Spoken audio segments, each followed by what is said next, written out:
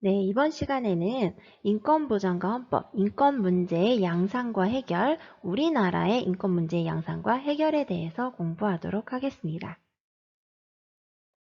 우리나라에서 발생하는 인권 문제의 양상을 설명할 수 있어야 되겠고요. 사회적 소수자의 차별, 청소년의 노동권 침해와 같은 국내 인권 문제의 해결 방안을 제시할 수 있어야 되겠어요.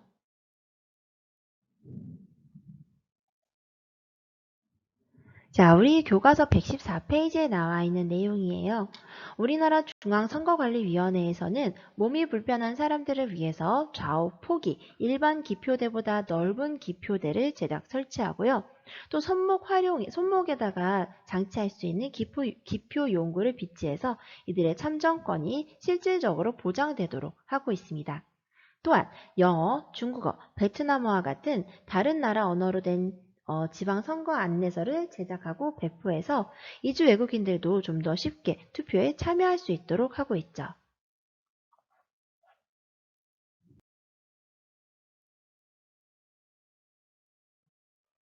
이와 같은 노력을 하고 있는 이유는 무엇 때문일까요? 장애인이나 이주 외국인과 같은 사회적 소수자의 선거권을 실질적으로 보장하기 위해서겠죠. 사실 우리나라에는 예전에 굉장히 많은 인권 문제가 발생했어요. 물론 요즘에도 있죠. 자, 예전에 1980년대까지는 주로 신체의 자유, 정치적 자유, 그리고 노동권이 침해되는 경우가 많았습니다. 뭐, 밤에 그 몇 시 이후로 다니지 못하는 통금도 있었고요. 아무나 그냥 검문하는 불심 검문, 이런 것도 있었고요. 또 사람들을 잡아다 가두고 고문을 하는 이런 상황들도 많았었다는 거죠. 하지만 1990년대 이후 사회적 환경이 변화하면서 그 외에 다양한 인권 문제들이 발생하게 되었습니다.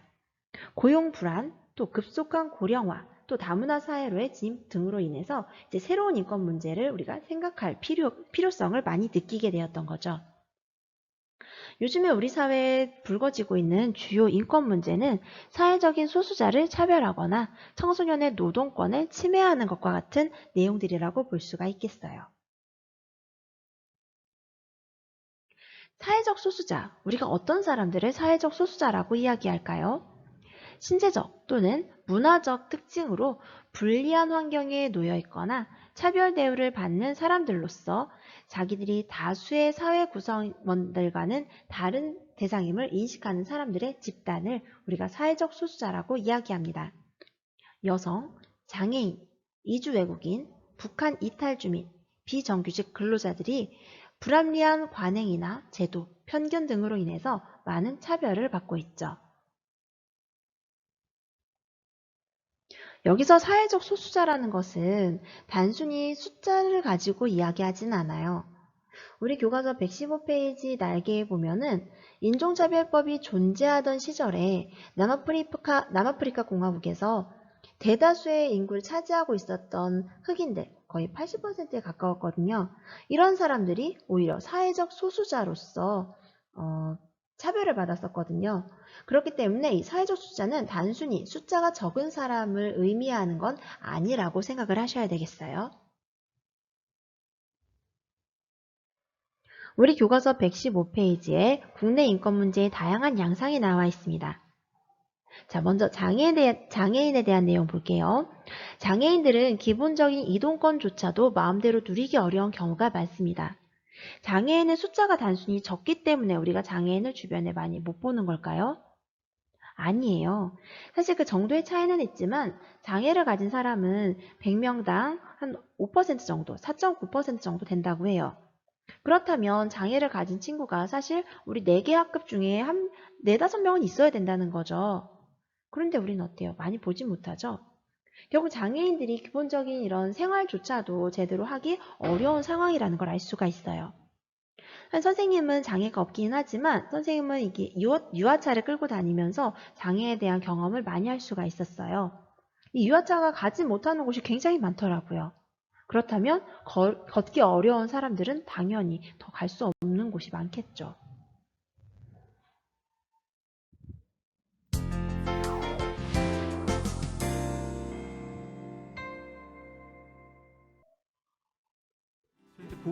해마다 증가하는 구직 장애인들.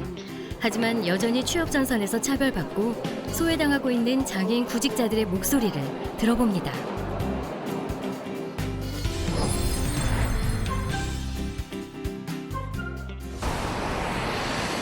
장애인들이 취업 현장에서 겪고 있는 문제점을 해결하고 억울한 이야기를 들어주는 상담센터. 이곳에서 조호근 씨는 장애인 근로자들의 권리 향상을 위한 일을 합니다. 매일 수많은 상담을 하는 조호근 씨가 느끼는 장애인의 근무 환경은 어떨까요? 9년 동안 상담한 내용을 보면 예전보다 조금은 좋아진 것 같긴 한데 아직까지도 차별들은 너무나 많이 존재를 하고요. 그런 차별의 유형은 좀 다양화되고 했지만 차별 자체는 아직까지는 되게 많다라고 생각이 듭니다. 장애인 취업률이 과거에 비해 높아졌다고는 하지만 그보다 중요한 건 고용 유지입니다. 부당 해고나 부당 처우, 사내 인권 침해 등의 상담 사례가 연간 500건에 달하는 상담센터의 상황을 보면 높아진 취업률은 큰 의미가 없어 보입니다. 보통 장애인분들이 제일 많이 겪는 것 중에 하나가 동료들에 의한 차별이 제가 볼 때는 가장 많은 게 아닌가 이렇게 생각이 들거든요. 되게 이제 보통 우리가 말하는 왕따나 뭐 따돌림 이런 경우거든요. 결국 이런 차별은 되게 견디기가 어렵습니다. 직장에 갔는데 아무도 얘기도 안 해주고 혼자 따돌림 받고 이러다 보면 결국은 좀 버티다가 사직서를 내게 되는 그런 경우로 이제 결말이 나는 경우가 대부분이다라고 하는 겁니다. 상담은 전화뿐 아니라 인터넷으로도 이루어지는데요. 여기가 우리 협회 홈페이지거든요. 노동상담 관련된 부분들입니다. 이럴 경우 상여금이 통상임금에 포함되는지 궁금합니다. 물론 이제 외부적인 요건도 물론 제일 중요하고요. 물론 장애인 근로자들 자체도 생각은 많이 바뀌어야 된다고 생각을 합니다. 하려고 노력하고 내가 먼저 열심히 하는 모습을 보이면 아마 장애가 없는 분들도 그 모습을 보면서 같이 좀 해야겠다라고 하는 생각이 들지 않을까 이렇게 생각을 합니다. 취업에서 소외된 장애인 구직자들이 마음 놓고 구직 활동을 할 수 있게 돕는 취업 박람회. 취업을 통해 당당히 사회 일원이 되고자 하는 구직자들로 북적이는데요. 하지만 이곳에서도 마땅한 일자리를 찾지 못해 답답한 마음을 안고 발걸음을 돌려야 하는 구직자들이 많습니다. 자신이 그런데 안 돼요. 그래서 이것도 지금 안 돼요. 내가 답답해요. 나는 일할 자신이 있는데 네. 휠체어장애들한테 정말 어렵습니다. 여기 보시면은 휠체어장애들은 몇 명 되지도 않고 전부 다 이렇게 이렇게 보행하는 분들이 많아가지고 대부분 사람을 뽑아도 그런 분들 많이 뽑아요. 어떤 능력 위주라기보다는 좀 더 이제 당장 써먹기 쉬운 그런 장애. 하루 동안 230개 업체가 참가한 취업 박람회에서는 장애인 구직자들을 대상으로 취업 알선, 상담이 이루어지는 채용관을 운영합니다.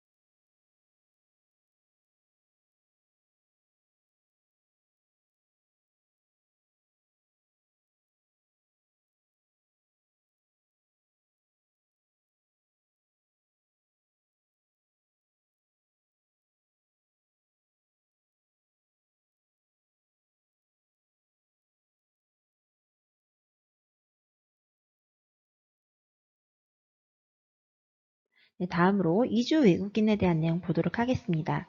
자, 일을 하기 위해서 온 외국인 노동자분들도 계시고요. 결혼으로 인해서 오게 된 결혼 이민자들도 있을 거예요. 이주 외국인 같은 경우들은 언어 소통 문제나 문화적 차이, 차별 대우 등으로 인해서 어려움을 겪고 있는 경우가 굉장히 많죠.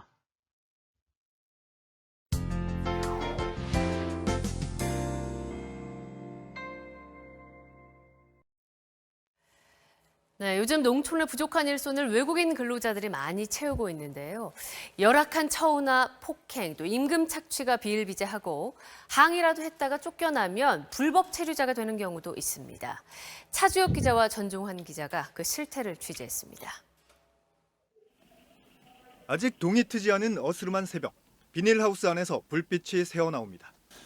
온기라곤 찾아볼 수 없는 공간엔 먼지 쌓인 가재도구와 컨테이너 박스가 있습니다. 그 안에선 20살을 갓 넘긴 외국인 근로자들이 전기장판 하나에 의지한 채 영하의 추위를 견디고 있습니다. 변변한 식재료도 조리도구도 없지만 하루 세 끼를 모두 이곳에서 해결해야 됩니다. 방도 추워요. 밖에도 추워요. 음식 밖에 만들어도 추워요. 명절도 국경일도 없이 휴일은 한 달에 2번. 하루 12시간 가까이 일한 대가는 한 달에 100만 원이 조금 넘습니다. 농장주는 이 돈에서 숙소비 명목으로 매달 35만 원씩 떼어갑니다. 35만 짜리면 많이 힘들어요. 우리 말 했어요. 사장님 조금 깎아주세요. 이렇게 붙여놓으셨구나. 불만을 이야기하면 숙소비를 더 올리겠다는 말만 돌아옵니다. 이거 35만 원 아니야 이제 50만 원씩 잘라 할 거야. 50만 원? 매일? 한 달 50만 원씩 할 거야. 잠다 못한 캄보디아 여성 리오 씨는 지난 8월 고용노동부에 진정했고 쫓겨나다시피 외국인 쉼터로 옮겼습니다. 농장주는 오히려 사업장 무단 이탈로 리오 씨를 신고했습니다. 친구를 내보냈을 때 우리가 사람을 바로 끌어다 대질 못하는데 그거에 대한 피해는 어떤 식으로 보상받나요? 고용부는 인권단체와 함께 항의차 찾아온 리오 씨 일행이 소란을 피운다며 신고해 리오 씨만 불법 체류자로 경찰에 연행됐습니다. 그 조사 당시에도 그 사람이 저는 불법 체류 외국인 신분이었는지 그거였는지 몰랐었어요.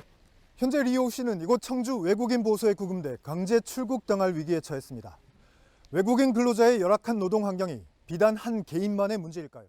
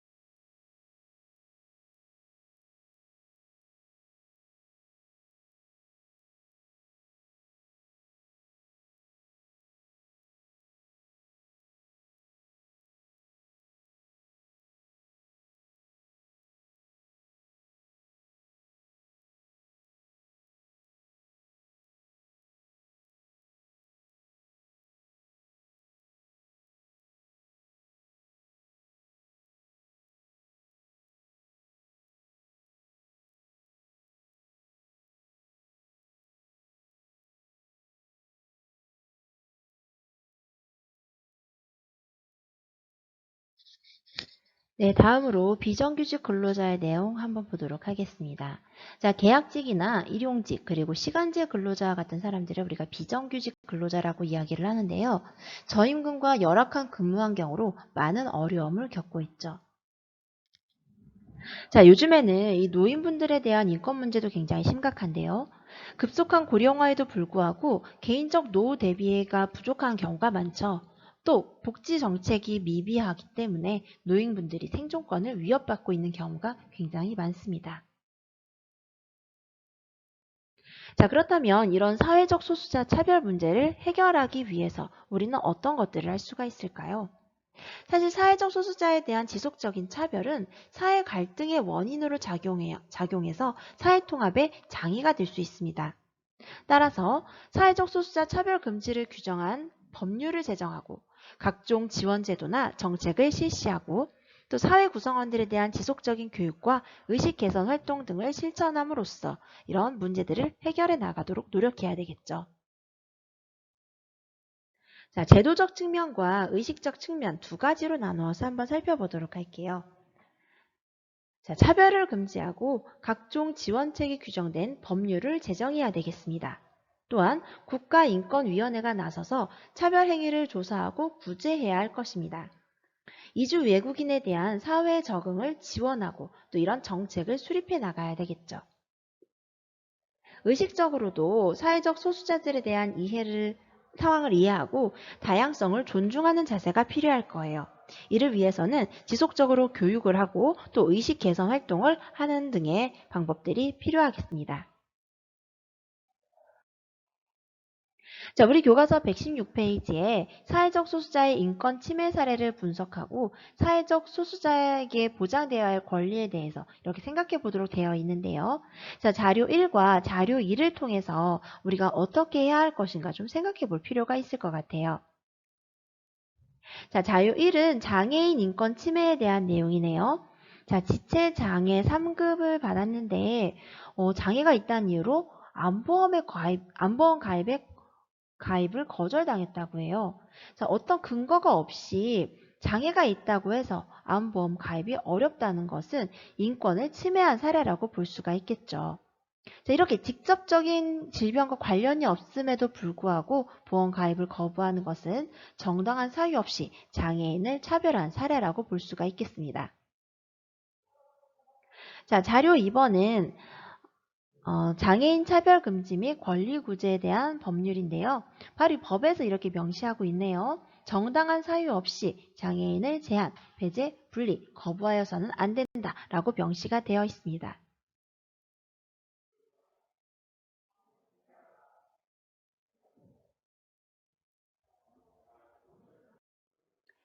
자, 이런 자료 외에도 사회적 소수자의 인권 침해 사례를 우리 한번 찾아서 수행평가에서 보았죠. 자, 이들에게 필요한 권리에 대해서도 여러분이 생각한 내용을 잘 기록하셨습니다.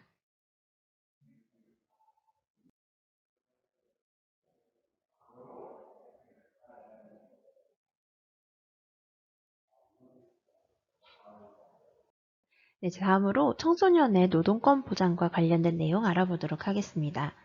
자, 청소년을 유해 환경으로부터 보호하고 청소년이 누려야 할 인권을 실질적으로 보장하기 위해서 청소년 보호가 필요하고 또 관련 법규를 만들 필요가 있겠죠. 청소년 보호법이나 청소년 복지 지원법 그리고 근로기준법 등을 통해서 우리는 청소년을 보호하고 있어요. 하지만 청소년의 노동권이 침해되는 경우가 굉장히 많이 발생하고 있습니다. 최저임금을 보장하지 않거나 임금을 체불하거나 임금을 제대로 주지 않는 거죠. 그러니까 제때에 주지 않는 거죠. 근로 가능 시간을 초과하여 일을 하도록 하거나 휴게 시간이나 유급 휴일을 보장하지 않거나 위해 환경에 노출시키는 등의 여러 가지에서 청소년의 노동권이 침해되고 있어요.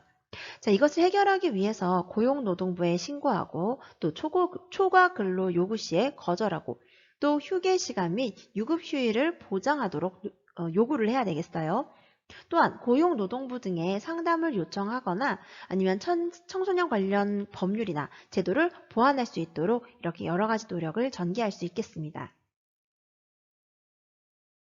자, 우리 교과서에 알아볼까요를 통해서 우리가 노동권이 침해당했을 때 어떻게 해결해야 하는지 좀 생각해 볼 기회를 갖도록 하겠습니다.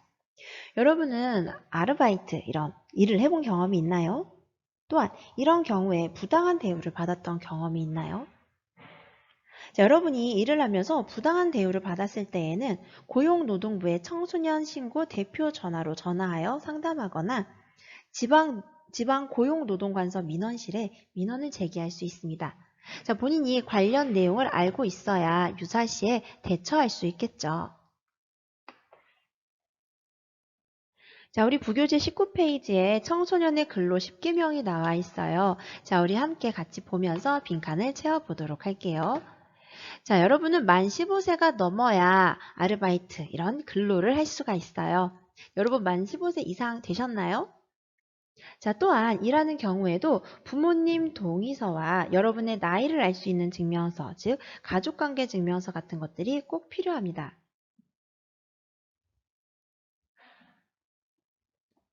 사용자는 여러분의 근로계약서, 아니 여러분의 부모 동의서와 가족관계 증명서를 반드시 사업장에 비치해야 합니다.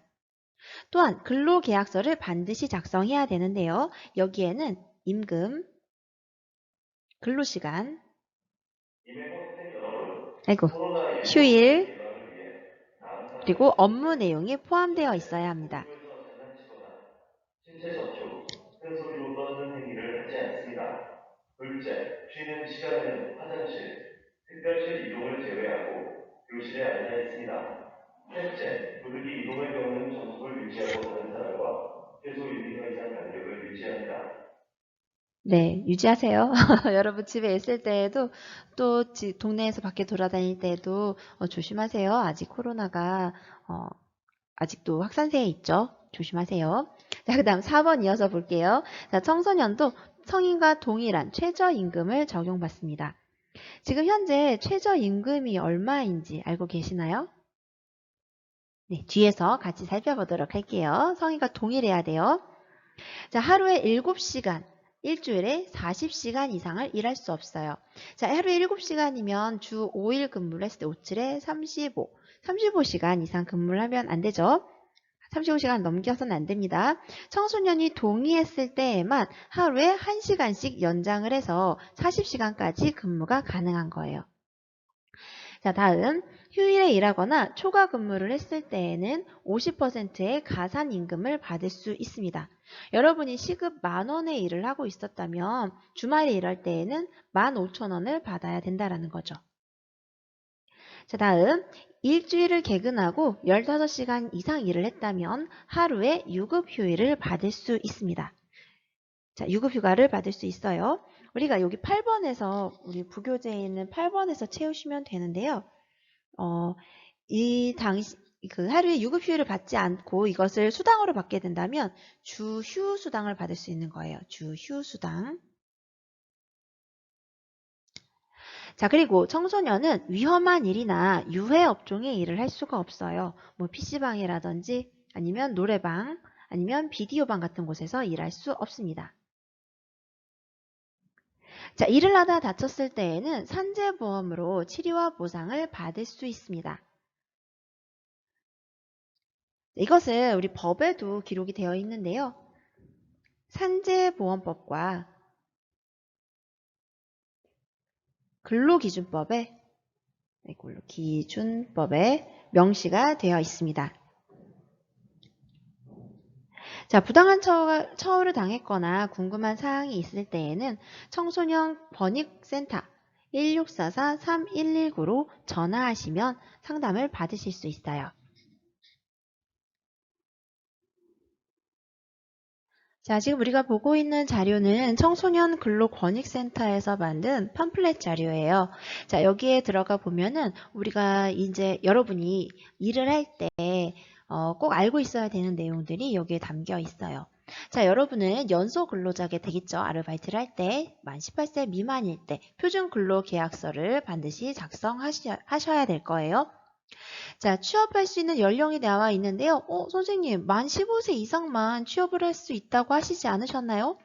네, 만 13세에서 만 14세까지는, 그러니까 만 15세 이전에는 취업을 할 수는 있는데 취직 인허증이라는 것이 또 필요해요. 참고로만 알아두세요.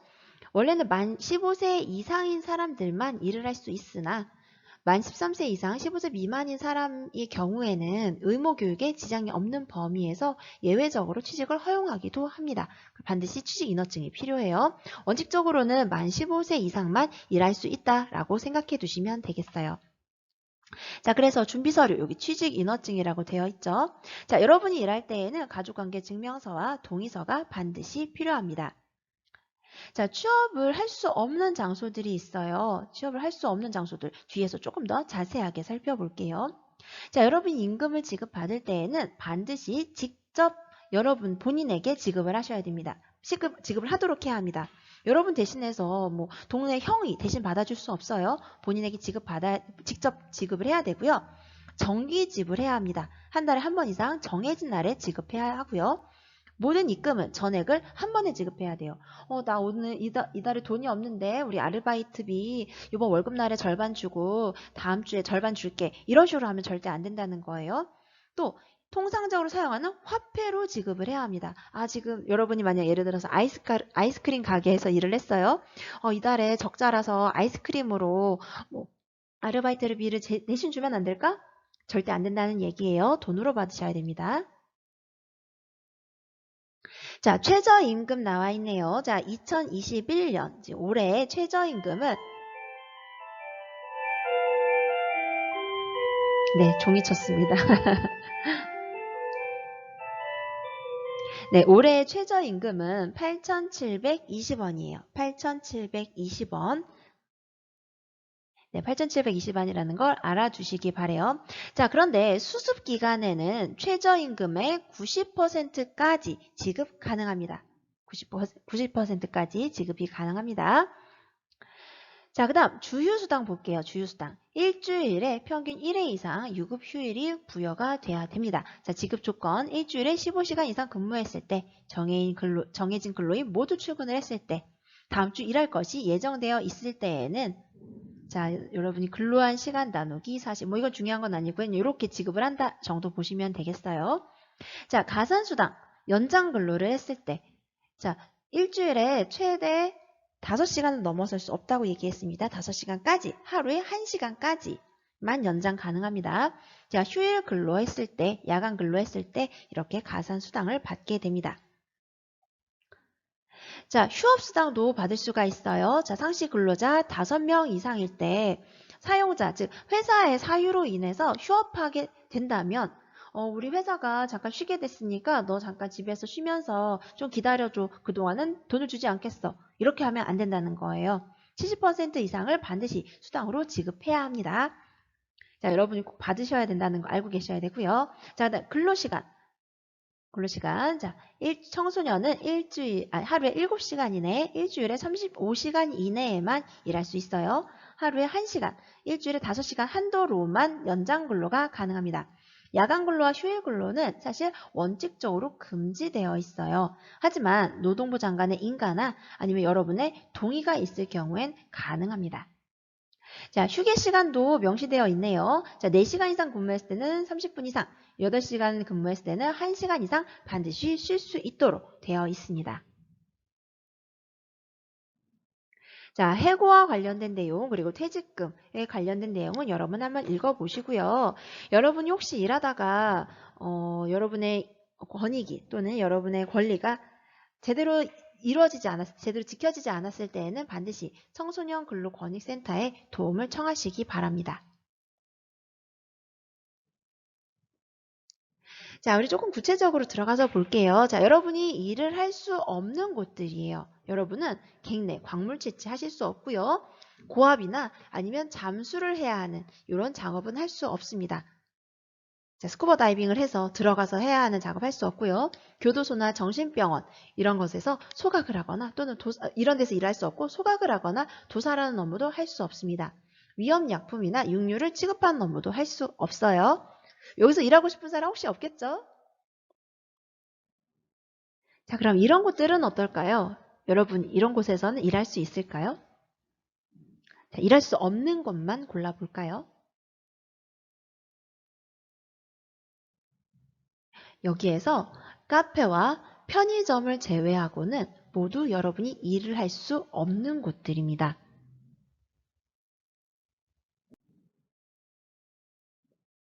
자, 청소년 보호법에 따르면 청소년 유해업소에서는 여러분이 일을 할 수 없도록 되어 있는데요. 노래방, 특히 이런 청소년실이 있는 노래방도 모두 고용 금지입니다. 또한 카페 중에서 낮에는 카페이고 밤에는 술집인 곳, 이런 곳에서도 일을 할 수 없어요. 인형 뽑기방, 약간 사행성이 있을 수 있죠. 오락실, 게임방, 이런 곳에서도 일할 수 없습니다. 네, 우리 교과서 118쪽에서 우리 소중한 노동권을 지키기 위해서 어떻게 근로계약서를 작성해야 하는가에 대한 내용이 나와 있어요.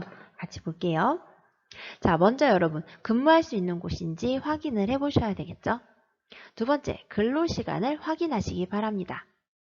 세 번째, 휴게 시간을 확인하시고요. 네 번째, 여러분이 유급휴일을 받을 수 있다라는 내용도 반드시 알고 계셔야 되겠어요. 다섯 번째, 임금은 정해진 날짜에 돈으로 받아야 된다는 거 알고 계셔야 되겠고요. 여섯 번째, 서류를 준비하셔야 되겠습니다. 우리 아까 가족관계증명서나 아니면 주민등록등본도 가능하네요. 그리고 부모님 동의서가 반드시 있어야 된다는 것도 알고 계셔야 되겠습니다. 자, 우리 본격적으로 계약서를 한번 들여다볼까요? 자, 표준 근로계약서가 이렇게 나와 있네요. 네, 표준 근로계약서 조금 더 자세히 살펴보도록 할게요. 자, 사업주와 여러분, 근로자의 이름이 이렇게 들어가고요. 지금 2016년에는 최저임금이 6,030원이라고 되어 있고 수습기간에는 90%인 5,427원 되어 있죠. 지금은 어떤가요? 2021년 현재에는 최저임금 8,720원이고 여러분 수습기간에는 90%인 7,848원까지 받을 수 있습니다. 자, 업무의 내용, 제품 진열 및 계산 또는 사업장 청소 이런 식으로 구체적으로 명시가 되어야 하고요. 명시된 업무 외에 다른 업무는 여러분에게 시킬 수 없습니다. 자, 임금 이렇게 최저임금보다 많이 받아야 되겠죠. 자, 그리고 이렇게 내용이 들어가게 됩니다. 자, 우리도 이제 학교에서 근로계약서를 써보게 될 텐데요. 이 내용이 지금 맞게 되어 있는지 다시 한번 검토해 볼게요. 땡땡 빵집. 자, 유해하거나 위험한 업종이 아니기 때문에 근무 가능하겠죠. 자, 근로시간. 네, 휴게 시간을 제외하고 하루 근로시간이 6시간이기 때문에 적절하네요. 휴게 시간도 1시간이기 때문에 문제가 없습니다. 자, 그다음에 시급이 9,500원이네요. 자, 최저임금보다 많기 때문에 적절하겠죠. 자, 그리고 이런 동의서나 아니면 서류들도 제출해야 될 겁니다. 자, 여러분이 근로계약할 때 알아두어야 할 점입니다. 네, 아까 얘기했던 내용들 다시 한번 담겨져 있어요. 확인해 보시기 바랍니다.